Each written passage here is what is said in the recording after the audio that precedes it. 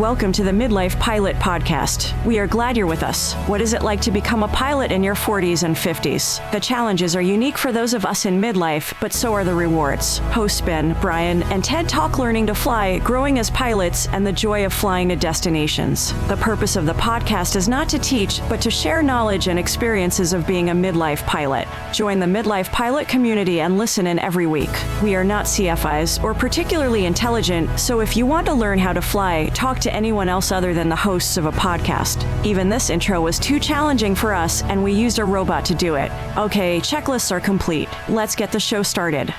Hello and welcome to the Midlife Pilot Podcast, where we share the experiences and challenges of flying in midlife. Whether you're a seasoned pilot, training for a rating, or just thinking about getting started in aviation, we like to think of the podcast as your aviation companion and your weekly dose of aviation inspiration. My name is Ben. I am an IFR rated pilot with a commercial certificate based in the Metro Atlanta area, flying a Cessna 182, I like to call the Beast. Joining me tonight is someone who I saw very recently with his better half. He's a private pilot in Nashville, home of the Bachelorette Super Charlie. He flies a Cherokee 180 named Lucy. Good evening, Mr. Brian Siskin. Good evening, Mr. Sage, Ben, commander of landings that you are now. And by the way, when we say whether you're a seasoned pilot, training for a rating, or just thinking about getting started in aviation, every time you say that, I always kind of think, or just, I sort of hear, or just contemplating draining all of your personal savings.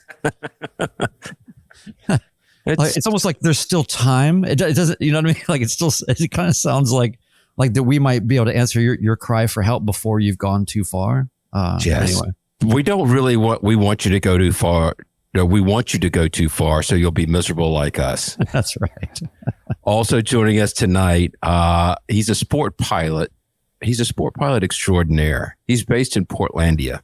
He flies an airplane called a Flight Design CTLS. We like to call it the Egg. It's our friend Ted. Good evening, sir. Hey, glad to be here. I'm also glad that we are like the corner of the country that's not in the heat dome. So it's almost we're a fleece outside weather here. And that's making a real riot, I know. Well, right now, yeah. I mean, now you're just rubbing it in. Now, what's going to happen is 2/3 of the country is going to descend on Portland where it's nice and cool. Yeah, exactly. Be careful what you've asked for. Tonight, we're going to be talking about getting involved with the Commemorative Air Force, and we have our special guest, Dev Cannon, who we'll be getting to in a little bit.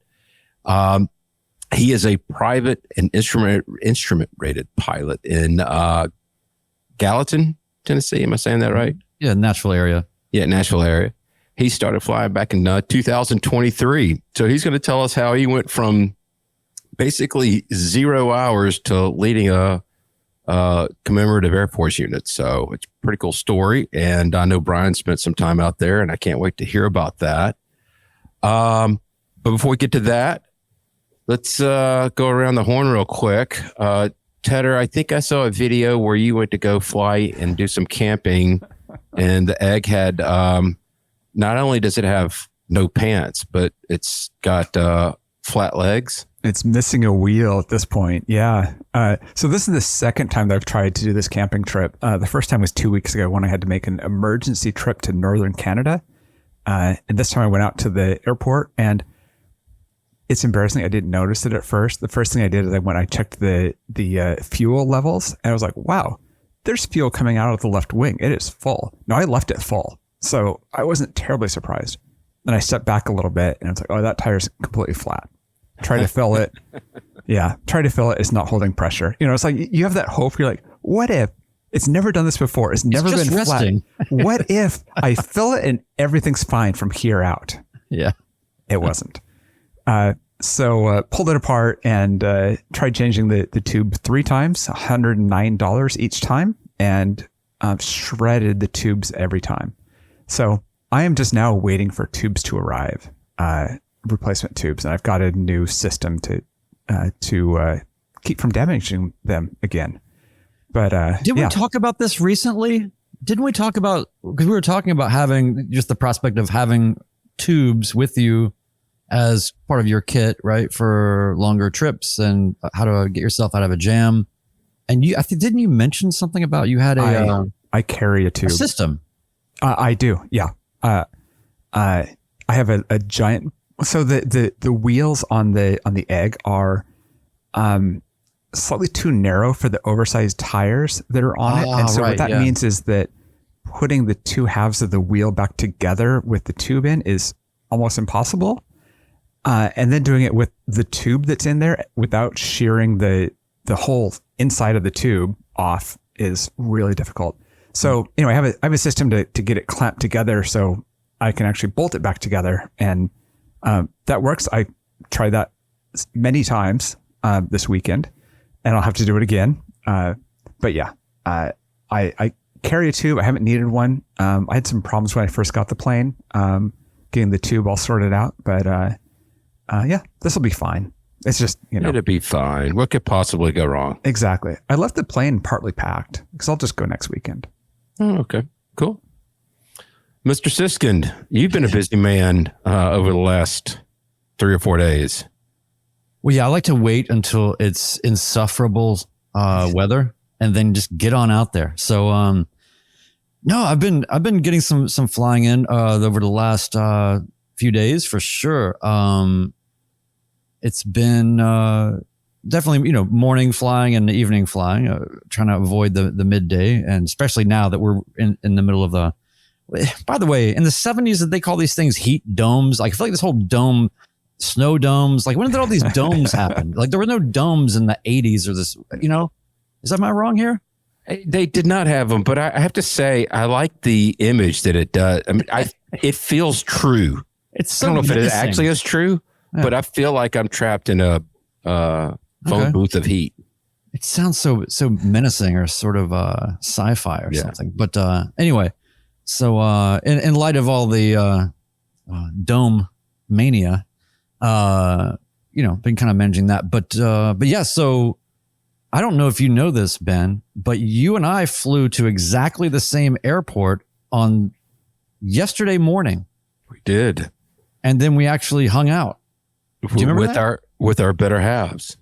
With our better halves. So I was going to let you go first. Well, sure. We can just sort of combine it because we've both been doing some different flying, and I want to hear about some of the warm up flying that you've done. But yeah, so we flew into 8 Alpha 1 Guntersville, Alabama, and it's kind of amazing to me.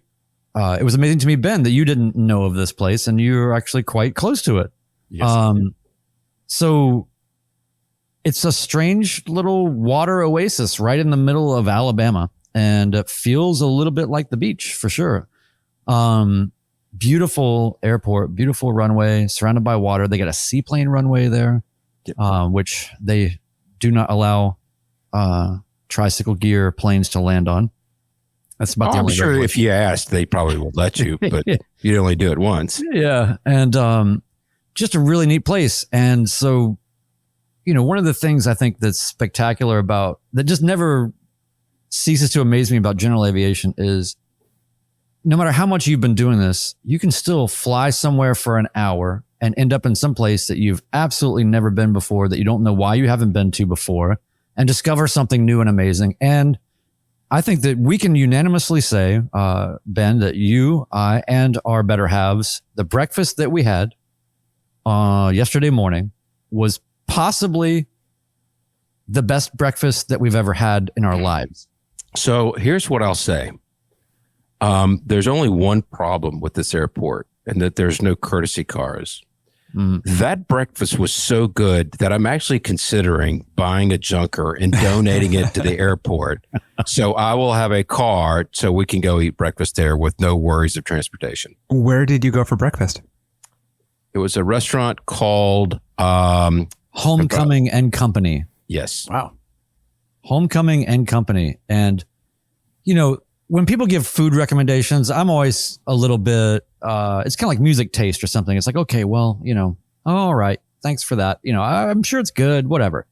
This is the food recommendation of all food recommendations. You're going to get anything and you're going to freak out. It's going to be the best you've ever had. So my wife, who does not hand out compliments very well, present company excluded, but if she goes to a restaurant, she'll say, yeah, it was really good. Yeah, it was fantastic.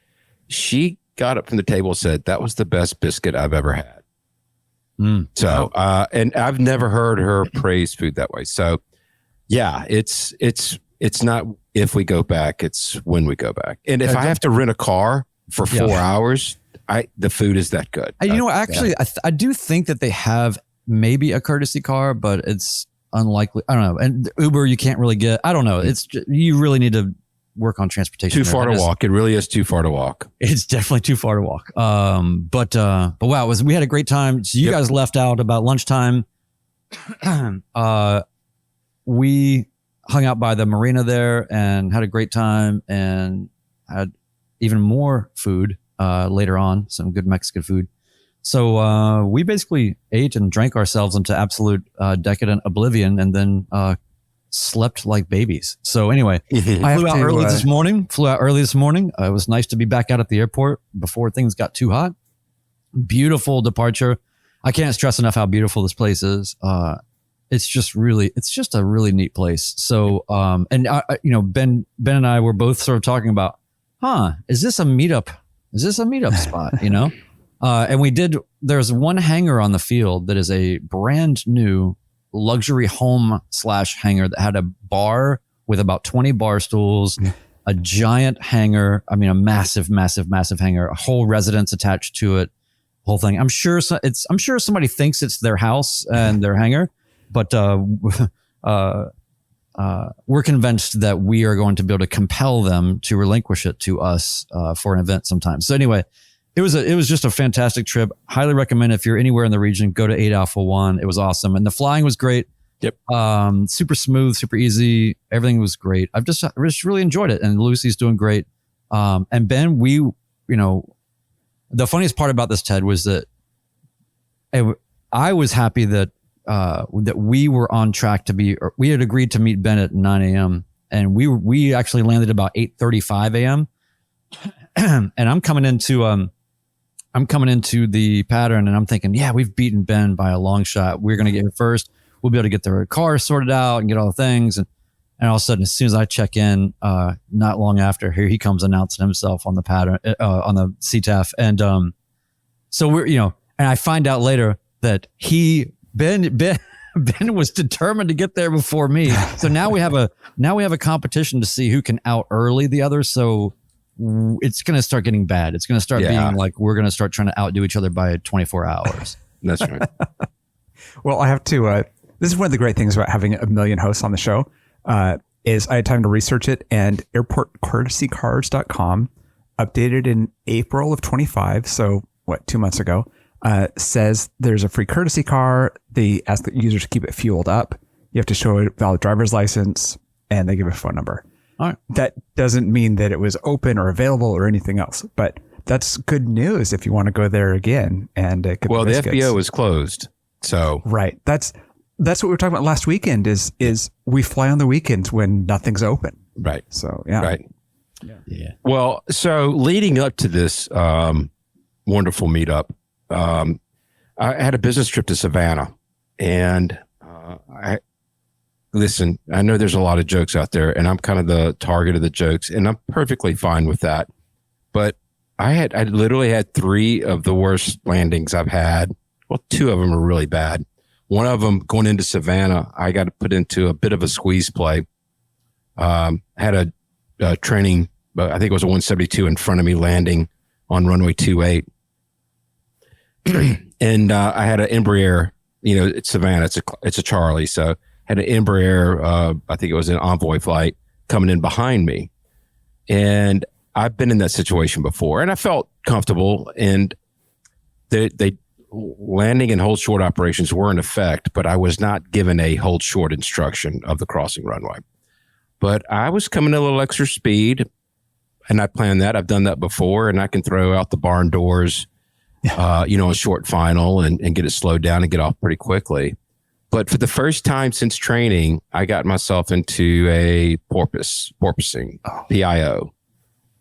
And there was a lot of discussion on Discord, a lot of great discussion, I might add, about how I reacted, what I did. The training automatically kicked in. And it's weird for me for something that I haven't done since 2018. It just came natural to me. I put in a little power, rested the porpoising and floated a little bit, then pulled the power and greased it, and still got off before the intersecting runway. This is a really long one. And I actually purposely came in, touched just past the piano keys, right on the numbers. So I still had a lot of runway left. But as midlifers, it's our job to be extra hard on ourselves. I'm, beating myself up for allowing myself to get into that situation. I had my meetings next day or 2 days later. I went to another airport and I bounced it. It wasn't nearly as bad. It was more like a skip, but it's just not, I'm kind of now in my own head. What's going on? More like a there? skip. It sounds so festive. I know. It sounds so light and childlike. Yeah. It's, and then, coming home, it was better, but it was an IFR approach. And it was some really squirrely winds, 19 gust and 21, about 10 degrees off the runway. So that one, I wasn't as upset with, but Brian and I then talked about meeting up on Sunday, and I had already complained to Terry about how my landings were. And she's like, well, you need to go hit the pattern before I get in the plane with you. Oh, ouch. Listen, she's right. I love her for her honesty. Yeah. So, I actually haven't done pattern work. I don't know. It may have been a year since the last time I've just gone up and beat up the pattern. Oh, wow. But it paid off. It literally, I don't know. I know what I was doing and I don't know what I did. I think I just found my rhythm again. But, I was coming in too fast for these bad landings and I started slowing the airplane down, and it's amazing.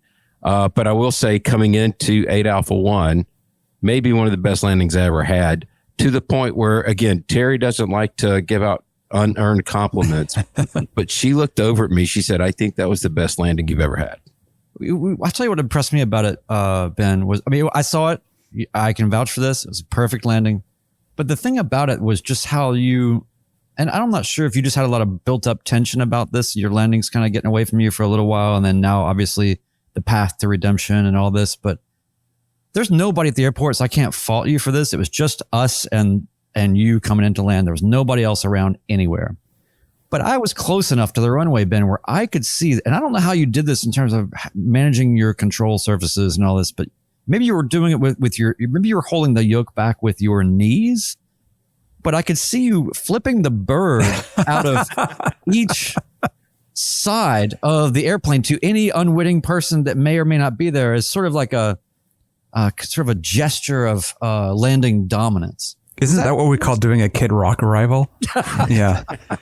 So Terry and I practiced the Kid Rock arrival by, I'd get the yoke right where I need it, and I say, hold it here and don't let it move. And then I throw my arms out. Yeah. So it's a team effort. It's got to be a good landing if you were happy with it, Ben, because you are the biggest critic of your landings. Yeah, and to the point, actually, and I'm glad both of you are sitting down. I actually, when I did pattern work, I filmed it. Ooh. Oh, wow. Yeah. I don't know if I want to do anything with it. Maybe we can have some fun with Which it. angle? Tail? Tail. Yeah. Good. Tail. Yep. So, so I actually remembered to do everything. And, so, but then again, I echo everything you said. I can't wait to go back to 8 Alpha 1.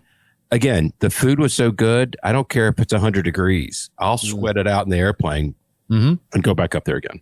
Also, there's a lot of water around there, so it doesn't feel psychologically as damaging to be around heat, because heat and water together feel beach-like or something. Whereas, like we were talking about, Ben, being here in Nashville in this sort of bowl of inertia, it is quite painful. But I wanted to say, speaking of a bowl of inertia, we're coming up with a lot of show titles here real quick. Yeah. I've been enjoying also just, I typically don't necessarily look to fly at night, but when the temperatures get to be like this, it starts to push that. After we're done here, I'm actually flying up to to Bowling Green. So I don't know. There's something about this time of year that, as much as it has its own challenges, it invites some other things that are kind of nice too. So summertime, I hope everybody's out there, just, getting your hours in, getting your time in, getting your pattern work in, doing whatever you got to do. It is tough to do pattern work when it's hot. You're like, I want altitude right now. I cannot hang out here, down here. But yeah, good stuff. And by the way, it is the Bachelorette Super Charlie. I heard somebody on Opposing Bases recently that was clearly a feedback from the Nashville area. And they said the Music City Super Charlie. And I just thought, no, I haven't, I have accomplished basically nothing in my life. But the one thing I have accomplished is coining the term Bachelorette Super Charlie. And that's why we keep programmatically brainwashing everybody with it in the title and the opening segment of this show. Yes. And I just thought, where have we gone wrong? How is somebody going to call this Look, one misstep doesn't make it a permanent thing. Let's just calm down a little bit, Brian. Thank you. They made one mistake. We'll get it back on track. I feel confident of it. Well, unless you guys have anything else real quick, I want to, and maybe I'll just knock out the housekeeping real quick. Yeah. And then there is a little bit more flying that I did this weekend that I want to use as a segue to get to, if anybody's been wondering why there's a fourth person, Brady Bunch head on our video feed here. But you can hear the fourth person, right? Yeah. Well, we introduced Dev. He just is not talking, which is, I don't blame him. He's doing exactly what we instructed him to do. Yes. Right? Yeah. We want a guest on our podcast. You just don't ever talk. Yeah. Like the whole hour's done, never talk. Yeah. It's kind of like, how in the courtroom, there's the side where the jury sits, and then there's the other side, where, I don't know, I guess maybe reporters or other people might be. Maybe we have like a thing where there's a Patreon tier where people can just, it's just like a Patreon sidecar. Like you could just, if you would like your head to just be a part of this thing sitting here. Yeah. Anyway, sorry. All right. Belly scrubbing. Yeah. Yeah. Belly scrub it is. We're grateful for you all making this the best pilot community that we know of, a positive space where we share everything from training experiences, share personal minimums, tackle ownership challenges, review flight plans, and best of all, make new aviation friends. Connect with us. Join our Patreon community from $1 a month or do a one-time annual Patreon. It's 25 cents per episode. Almost worth it. Access exclusive content, including check ride debriefs, of which our guest today, our friend Dev, has a fantastic instrument check ride debrief that he did recently with us. Killing Zone conversations and more on, and so much is happening on our Discord. It's amazing. It really is the best Discord in aviation. I'm just saying. 10% supports Freedom Aviation Network's anti-human trafficking efforts.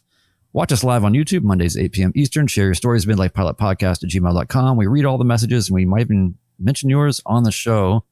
And for everything Midlife Pilot Podcast, community feedback, merch, and more, visit midlifepilotpodcast.com. And I know we've got some feedbacks that we may or may not have time to get into this one, but we'll get here. We'll get caught up a little bit here soon. So, yep. Anyway, so that's that. Any other belly scrub considerations or maintenance things? Got some updates. I've got to say, because we will never get rid of or lately it seems like the rehearsal keeps coming up. Yeah. There was an interview with Nathan Fielder in Vulture, and I will put the link to that in the show notes. It's incredible. The doobly-doo. And he spends a couple of paragraphs just shouting out Killing Zone, and which is like wild. And so I actually dropped Paul Craig an email about that. Oh, that's great. And he hadn't seen it yet. So I was like, oh, awesome. Oh, that's so great. Yeah. So yeah, I just, everything comes full circle though. So, all right, now, we need everybody, all of our listeners, to get out there and start lobbying, harassing people on the internet respectfully, or whatever it is you do. But we would like to get, a dream episode for us would be to have Paul Craig and Nathan Fielder, and then the three of us, and we just kind of get out of the way and just let that intersection happen. That would be incredible. I think that would burn down the internet. Yeah. I know, right? There's like this very tiny percentage of people who are very interested in it, and nobody else knows what's going on. Ultimate midlife pilot Nathan Fielder is, if you think about it. Yes. Right? I mean, the most, he's like like the crystal meth version of like the high potency midlife level. You know what I mean? It's like an internet midlife. Yeah. And just to do this to that level so publicly and quickly and with a mission, pretty incredible. Yeah. Also, my favorite thing about we're going to do more about the rehearsal, but my favorite commentary that I've heard from anybody about it so far is from our good friend One Dull Geek, who let's just say tends to take things on a face value level and is a very logical person.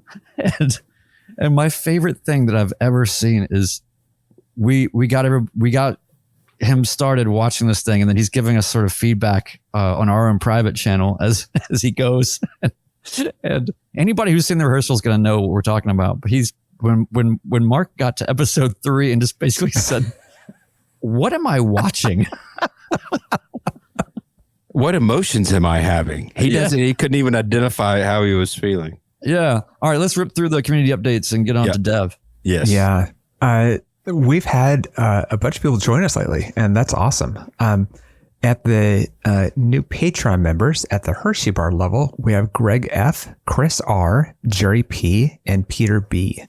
I know we also had a upgrade to Beast level, and we did that a couple episodes. Oh, okay. Sorry, I am out of it. You know, I've been missing a lot of stuff because I just wrote down that in the Flight Debriefs channel was Ben talking about his porpoising, and I completely missed that. So we've had a lot going on in there. We have somebody that just had their discovery flight. We had somebody that had their first time soloing in a 172 after getting their license, and somebody just starting their training. And we had a bunch of talk about CIFRA transponders and the sort of discussion that is great on a private Discord, which is talking about dealing with an engine fire, intake engine fire. So those were good discussions, and I really appreciate seeing that and learning from all that. And I missed Ben's, which showed you how much is going on. Yeah. Well, I just want to say real quick too that one of the most amazing things I think about the community, the Discord community, is we've got recent people that have joined that are not even haven't started training yet. Yeah, which is great. So that's what makes me the happiest, is to get folks in that are just right on the cusp of losing their personal savings and ready to do it. And then on the other side of it, we've got, people like, Erica Gilbert and Seth Lake and all these others that are Nathan Ballard and Nathan Ballard, right? All these experts that they have direct access to, and then all of us sort of sandwiched in the mediocrity in the middle. There's one point I want to make on it, though. I'm sorry, Ted. So the discussion I had, his handle in the Discord is SGOT, so some guy on the internet. Everything that about our Discord channel is super respectful. So he asked me in the most respectful manner. He says, "I'm not questioning your decision. I am just curious what your mindset was when you got into the PIO, pilot induced oscillation. Why didn't you go around? Why did you choose to try to make the landing?" And that was what the whole discussion was about. And when I'm not involved and it's other people, I get so much out of that. And I hope others got a lot out of it. And there's a couple other people that chimed in to ask questions. I didn't take it offensive to them questioning why I was doing something. Actually felt like it was cathartic and helpful to debrief it in my own mind. Why did I do what I did? So that happens all the time on our Discord server. And it's hard to get that across to our listening audience. Yeah. In the most healthy way. That's what I love about it. So. Yeah. I was thinking with the people that are just starting discovery flights, just starting training, all that, I am envious because that time from starting until whatever time you were and discovered this community, that is the time that I wish that I had the community. Yeah. And, that's where the struggles existed for me. And once I realized, oh, wait, there are other people like me. Yep. And that's why we started this whole thing, right? It was really in the absence of anything, right? That was, it was like, well, let's build this because it doesn't exist, because I wish that I had it. And, you know, I think about how early on I jumped into making this podcast happen. In the beginning, I have grown so much. It's not like, I'm just a person that wanted to connect a bunch of people. I wanted to also just learn. And so I have grown and learned so much and continue to all the time. And so if you guys are okay, I'd like to do a really artful segue. Are you guys cool with that? I'm waiting for this artful segue. All right. And so in the spirit of being a new midlife pilot and seeking out community and ways to apply yourself and ways to further your pilot experience and your knowledge, and also to give back to aviation and all of that, I would like to welcome our friend Dev Cannon, who hopefully has remembered to unmute. And thanks for waiting all this time, Dev. But we're so glad to have you on the Midlife Pilot Podcast, and I can't wait to talk about what my experience was with you guys this weekend. But welcome. How are you doing? Great. Thanks for having me. Awesome. So I'll just tell you guys, Saturday before it was 1,000 degrees, flew over to Lebanon, Mike 54, and Dev is part of the Commemorative Air Force Music City wing, and they were putting on a wait. It's not. I know. See, okay. I know. Here we go. The Bachelorette, Community Air Force. Yeah. So I'd like to see an AI animation of that. So there's our cover art. Right. Yeah. So anyway, flew over there early in the morning. Thanks for the invitation, Dev. And I got to experience, they had several birds out there that day, various people's birds and various organizational birds. I got to get into the PT-19, the Fairchild PT-19, and get a ride. And it was just a pronouncedly cool, sort of ethereal experience for me. I've done a lot of research. I've understood the history as well as I can of the PT-19. Very interesting history, by the way. And please go look all that stuff up if you haven't researched the Fairchild PT-19. It is such a sort of seminal aircraft, Army Corps training aircraft. But anyway, Dev, tell us a little bit about what was it like to have me at your... No, I'm just kidding. No. Well, tell us a little bit about why you guys put on this event on Saturday, and what was your experience, man? It seemed like it went really well. Yeah, it did. We got a little bit of rain in the afternoon that shut everything down. But, you know, it's Tennessee. It's June. It was not completely unexpected, even though it was completely unforecast. So we do this every year. It's a fundraiser for us, but it's also a community event for the airport. So I don't know if you saw, but in addition to, our stuff out there, we also had 99s, Women in Aviation, the local flight school.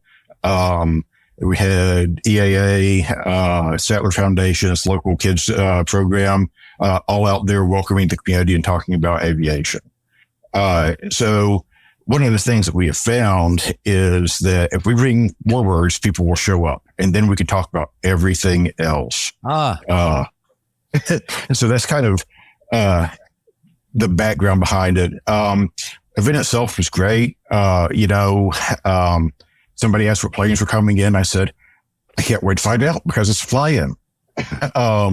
So there were a couple that we knew would be there. The 2/3 scale P-38 that's based at Lebanon. There's a T-34, a couple of our own planes. Then somebody's like, hey, you want me to bring my Waco over? I'm like, yeah, bring it over. Really good. Curious for us to just see what showed up. Yeah, that's awesome. I want to take a quick step back, Dev. I'm curious. So you got your private, I believe it was 2023. Is that what we said earlier? Yep. And prior to that, what experience did you have with the CAF, if any? So I actually did the CAF before getting my private. So you'll like this. 4 years ago, I was going to the occasional EAA breakfast saying, man, airplanes are kind of cool. I'd like to do something with them. But I didn't really see a path to becoming a pilot. And then they put out something on Facebook that they wanted to start a commemorative Air Force wing in Nashville. And I kind of like, I think, Ted, I'm naturally more of an introvert, but if you get me on something interesting, I'll go down that rabbit hole. So showing up at an EAA breakfast, everybody knows each other. It's like, okay, that's kind of cool. But when they start saying, oh, we want to build something new, it's like, building something new, I understand. So I jumped in, read the online regulations, and the first time we showed up, there were 15, 20 of us talking to a representative from headquarters. I was like, okay, I've got the right skill set to do what y'all need for a development officer, so I'll take that on. And we built the wing out here. So I was the development officer for the first few years, and then got tagged to run the unit this last year. So congratulations on that. And that was actually going to be my follow-up question is that, so the commemorative Air Force was what really got you started in, head first into aviation, and then the flying came after that, which I think is interesting. How many people, aside from the events, the fly-ins that you have, how many people do you have working as volunteers at the CAF? And then I'm just curious how any advice you'd have for other pilots who want to get involved, you can volunteer. So I've got about 70 members in the wing locally. There's about 19,000 total across the organization, and the organization is international. There's wings out in France, England, and New Zealand as well. I will tell you, whether it's CAF or the EAA or something else, one of the things I have learned, if I'm going to channel my inner Brian here for a second, I'm going to say that, with the CAF, I want to do all the things. And to do all the things, I need all the help I can get. Mm-hmm. So if you show up at an event and say, how can I participate? Like, you're in. You will get sucked into whatever that organization is because they can use all the hands they can get. So that's really the thing. As much as I'm really deeply interested, obviously, in the commemorative Air Force specifically, and I want to spend some time also speaking about just the PT-19. But for the moment, I want to make sure that the primary message is heard here, which is what I think you are a great representation of, which is tantamount to what you're just sort of saying here in terms of just, if you want to get involved, there's an open lane for you. There's an open door. There is no resistance to, barriers to entry or not. And so I am a huge believer in, pilots, especially when you're a midlife pilot and you've got a lot of other things going on. A lot of us are in a spot where we got our private certificate, and then, maybe you're like me, where it's like, I've got enough to sort of maintain the currency and proficiency for that. And I own part of an airplane, and I'm just trying to keep up with that. That's a lot on it to its own. I can't even necessarily continue pursuit of my ratings yet or anything like that. I'm not in a ratings race. I'm just trying to stay active and current and proficient with my flying. But further to that, there is, I think, an impetus for pilots to try to find ways to get involved. And we've done episodes and talked with, Ben does, we've all done some sort of help with other, to other flights. What do you call them? There's a public benefit flying. Public benefit flying. And which obviously is it's really a false marketing claim because everybody that does it says it benefits them so much, in terms of just to have. Well, we're part of the public, so that's right. Not divorced from that. No. So I guess what I really want to speak you to speak to, Dev, is I know that you're the perfect example of somebody that just started flying, has been getting through your ratings best you can keeping up with your life, all the other demands of everything, you've found the time to figure out how to apply yourself. And I'm not saying everybody needs to go and start a new chapter of something or be a superhero, but what would you say to people that are maybe a little reticent about either the time commitment, or maybe they're a little antisocial, or maybe they're a little like Ted, where it's like he's either going to talk full speed or he's not going to say anything at all, unless it's about airplanes, right? So what would you say to somebody like that? So what I would say is that, anytime that you want to help out is appreciated. We need all the help we can get. And that's true for any organization on any airport. As far as, are you more outgoing? You want to do something else? I will tell you, some of our favorite volunteers are people that want to do maintenance and learn maintenance and do all of that. And they don't want to leave the hangar. They just want to take care of the aircraft. And that's how they contribute. So whichever way works for you, whatever your interest is, let me give you an off the wall example. This happened on Saturday. I'm just kind of excited about this. This was kind of interesting. So, Brad, I don't know if you went up to the FBO. We had a guy on the inside, that had contacted me last week, asked if he could bring his airplane models out and set up a display. I'm like, sure, that sounds like fun. So I'm talking to him kind of end of the day. He's like, do you have to be a pilot to be a member of the CAF? I'm like, no, absolutely not. And he said, what he said to me was, everybody was so open and courteous and welcoming. He just likes the history of the airplanes. And he said, is there a place for me to just kind of talk about history? Absolutely. We got a lot of these people like historic aircraft. Not a pilot, no interested in doing it. Started building models when he retired. Wants to join up and come out and talk, be able to talk history. So whatever you enjoy about aviation, there's a spot.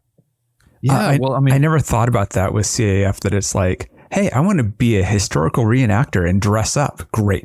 I just like working on planes. I never want to talk to someone. Great. I never thought about how it spans so much of aviation nerdery in that way. Yes. Exactly. And I just want to fly the P-51. So I'm sorry. Well, I just think it's neat that there is such a history imperative there, and people have a lot of connectedness to that. My father was a pilot in Vietnam, and a lot of people's fathers or grandfathers were airmen in various engagements, and it is maybe a way to connect to that legacy through maybe your family, or just if it's just a more of a perhaps kind of patriotic consideration or whatever else it is, wherever you're coming from in the whole thing. This is how I want to sort of fold the conversation a little bit into the PT-19. My experience on Saturday morning is I got to go up with a pilot named Luke, who was fantastic. And he's I guess he said he's an FO on a private, like a citation gig or something, and does some other stuff. But, and he's got his family has a Cirrus, he said, and all of that. So he does a lot of flying in a lot of different avenues, but he's obviously a member and one of the pilots for the CAF here that is the PT-19. And so talking to him, it was so apparent so immediately that he was very mission driven about his participation in the Commemorative Air Force and how important it was to him. You could hear it and feel it in his just voice immediately about how important this was for him. What has been your experience, Dev, in seeing, people like that, and what is your perspective on the mission itself? Yeah, so Luke's great. Luke actually started as one of our cadets. He was part of our cadet program. Was working on his private, I guess, at 18, and is now a PT-19 pilot at 22, I think. So these guys, I think they all really, really appreciate the history. These are, every airplane has a story. And I don't know how much you heard on this particular PT, Brian, but we have the logbooks back from when it was an Army Air Corps plane. So we've got in the logbooks where there are a couple of WASPs that ferried it, and we've got the history behind them. And people go out and they do the research. Our plane is named Miss Cornelia. We got permission to name it from headquarters because trainers don't usually have names because Cornelia Fort is local to Lebanon. She was a CFI. She was the CFI that was giving flight instruction that first saw the Japanese at Pearl Harbor. And was also the first female aviator killed in the military in a mid-air collision ferrying planes. So everybody involved, I say everybody, I think that, that initial draw to historic aircraft really attracts the kind of people that are going to appreciate just how unique this is. What do you think it is about history with respect to aviation that brings out such a human or emotional connection? It's an interesting question. So much with aviation has made so much possible in such a short amount of time. We've been doing this for, less than just over a century now. And you look at how far we've come, from, going, just a few seconds in the air on a beach to landing on the moon. And you got people that are still alive that have seen most of it.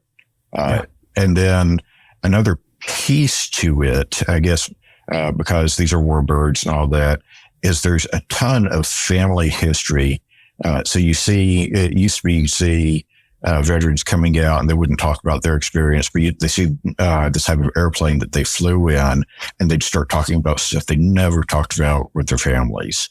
And now it's more of people coming out and saying, when my dad saw this plane, he finally told us these stories, and passing that on to their kids. It's, to me, I think it's part of the human condition to kind of pine for and want to learn as much about the history, especially when it comes to aviation or whatever subject you're into. I wanted to ask you, you said your first job or your first role under the Music City CAF, it was a development, a wing development.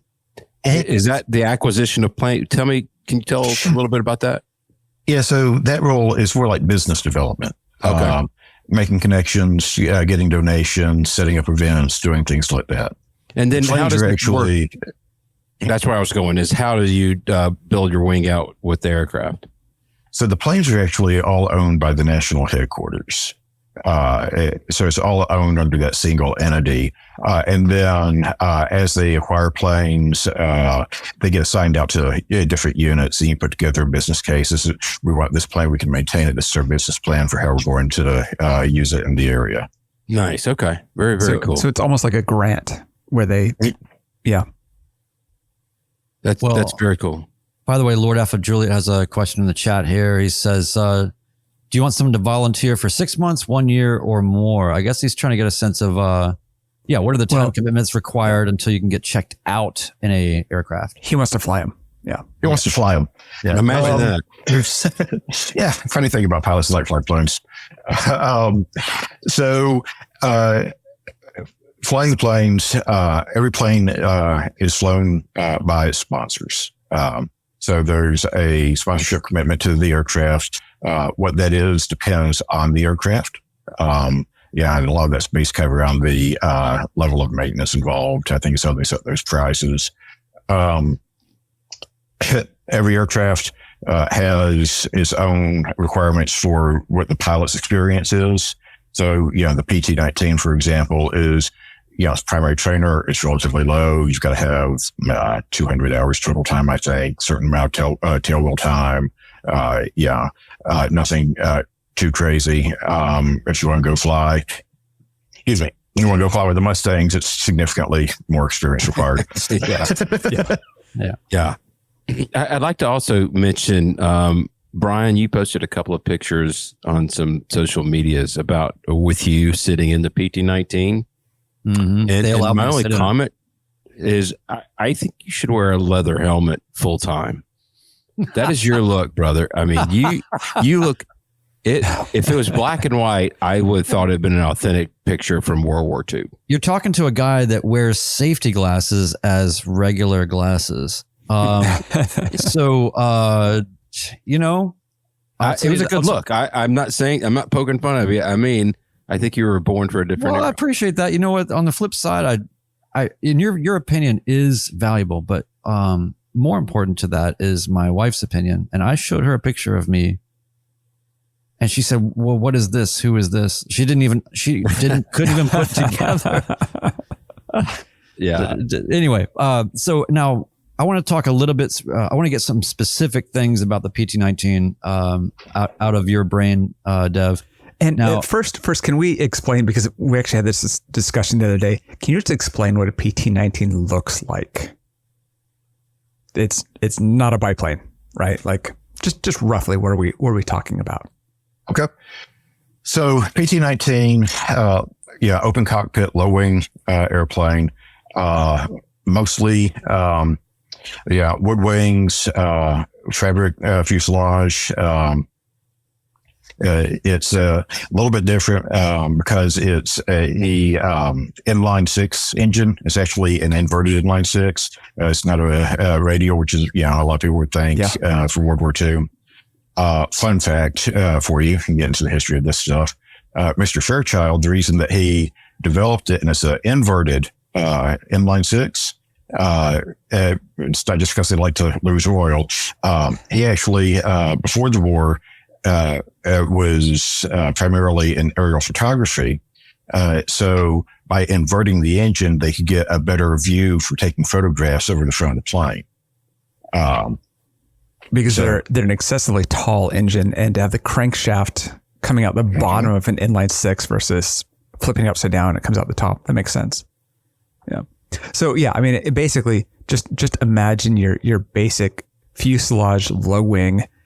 It happens to be an open cockpit, but it's not like a Harvard, with this big glass canopy or anything else. It's very just kind of very basic low wing looking. Yeah, and if you think about where it sits in the evolution, it was the first thing to come along to say, okay, we got to get out of this biplane business.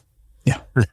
And what's the next thing, right? How do we streamline that? And so it kind of looks, in a lot of ways, it just looks like a biplane where they just said, okay, take the top wing off. What does that do? Does it still fly? Great. Okay, let's send it. No, no, it wasn't like that. But it is sort of that era. And it's wooden prop. It's it's fairly straight ahead. But I'll tell you a few things that I think are really fascinating about it. That I really enjoyed learning about, Dev, is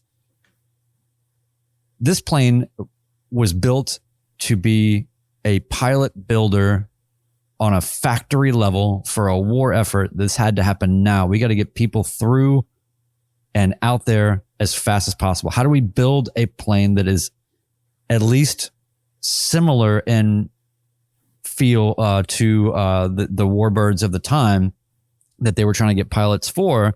But how do you get these planes to be durable, abusable, tolerant of poor performance, student pilot landings, all of that kind of stuff, and keep people safe, but also get them the right training and get them out through and quickly. So the construction is, everything about it is pragmatic.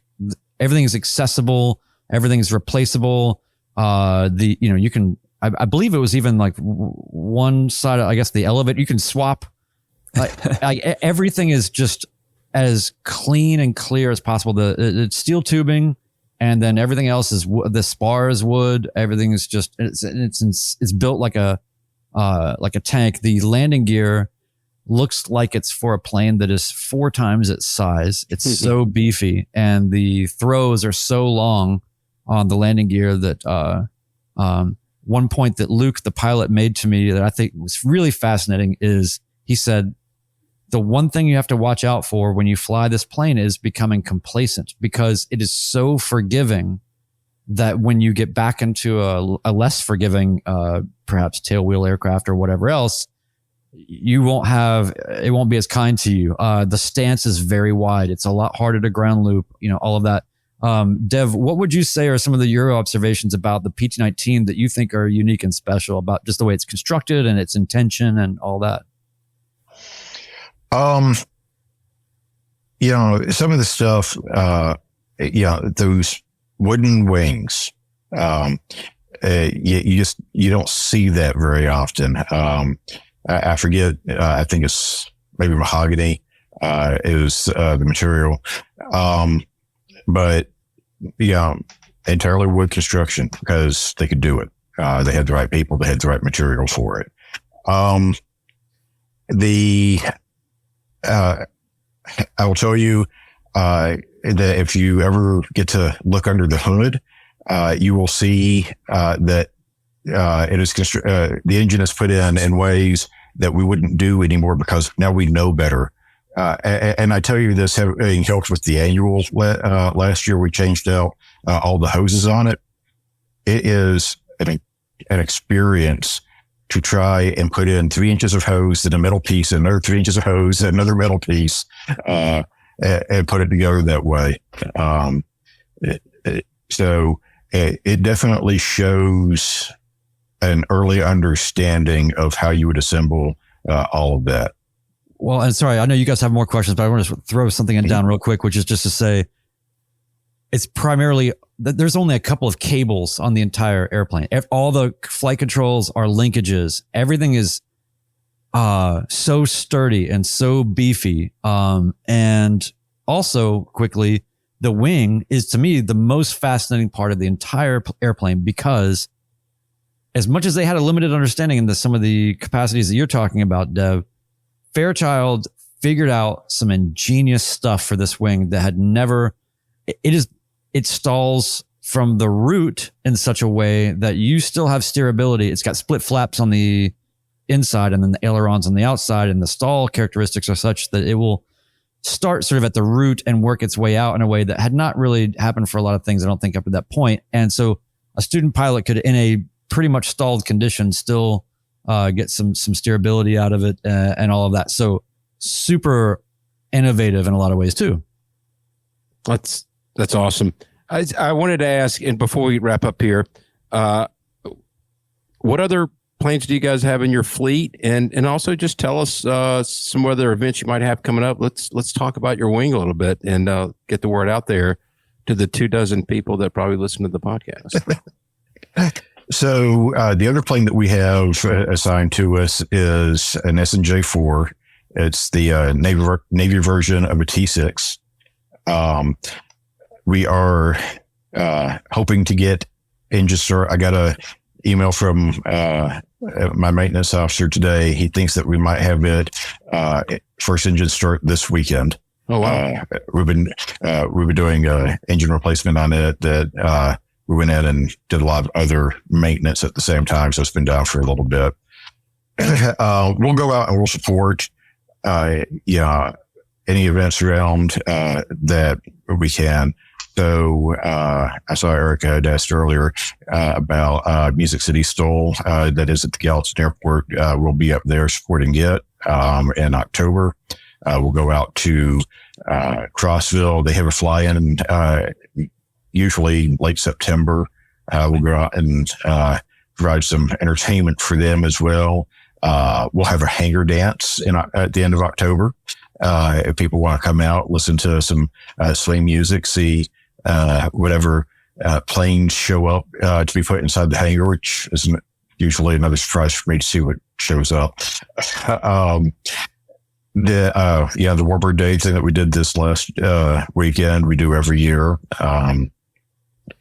And then, whatever, whenever there's fly-ins in the area, people will reach out to us, say, hey, can you bring a plane? Can you do a flyover?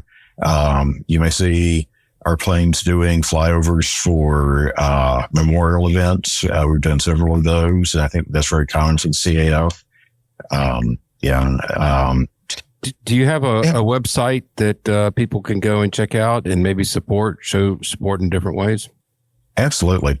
So if you come to cafmusiccity.org, that's our wing site, and then commemorative.airforce.org will show you at the national level, so you can find your local units, things like that.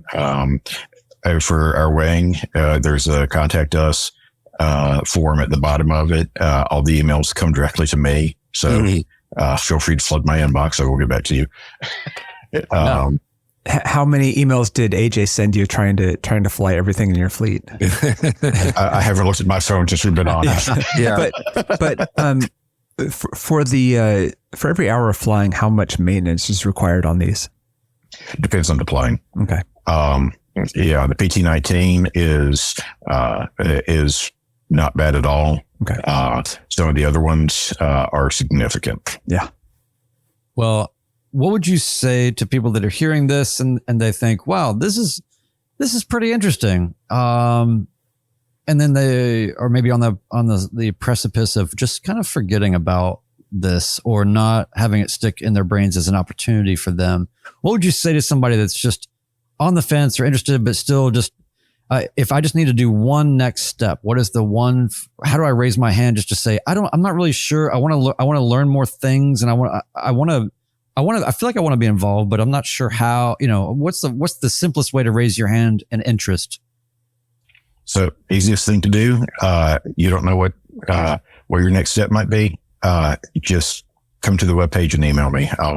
I will reach you. I'll help you walk through that step. Awesome. So your personal phone number, we have it. We'll get Ted. We'll put your website in our show notes so all our listeners can access the national and your local one. Yeah. Yeah. And by the way, I know we want to wrap soon, but I just want to say thank you so much, Dev, for having me out there. And my buddy Steve, who's a partner, and Lucy was out there taking pictures too. And we're putting together a video of that experience. I'm putting together a video about my experience in the PT-19 and with you guys. So stay tuned for that. But I just wanted to just personally thank you so much for the whole experience. I've been meaning, this is why I keep asking all these connections about how do you really get people to just raise their hand, because I've been trying to do this for so long. And so thanks for meeting me halfway and welcoming me in. And you guys fed us and took care of us and showed us around, and nobody gave us a look like, wow, like, I don't know. Are you sure? Are you supposed to be here? So, I'm sure they said that after, but while we were there, not to your face. Yeah. Yeah. Not to my face. That's really all that matters. But no, it was so inviting. It was so, friendly. And I learned a lot of things, had an incredible experience, and I'm definitely excited to do more. That's why I'm so happy to have you on. So just wanted to thank you for that. Yeah, we do. Thanks for coming out.